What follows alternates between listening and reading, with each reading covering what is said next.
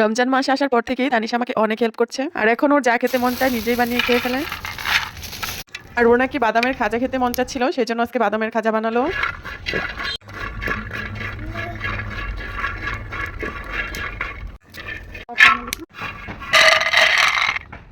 তাই সে নিজে নিজেই বাদামের খাজা বানানোর জন্য বাদামগুলো ভেজে নিচ্ছিল।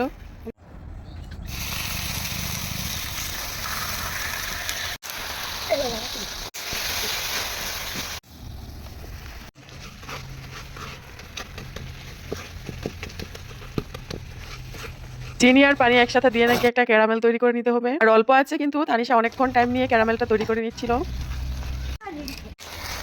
আর বাদামের খাজা বানানোর জন্য নাকি বেকিং পাউডারও লাগে, সেই জন্য তানিশা পরিমাণ মতো বেকিং পাউডার দিয়ে দিচ্ছিল। আর বেকিং পাউডার দেওয়ার পর কিন্তু পুরো ব্যাটারটা একদম ফুলে ডাবল হয়ে গেছে, আর তার মধ্যে সামান্য সামান্য পানি দিয়ে এটাকে তরল করে পাতলা করে নিচ্ছিল।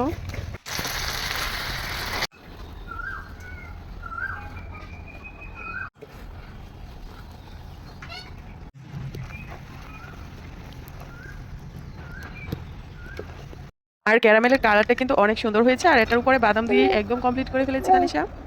দারুণ।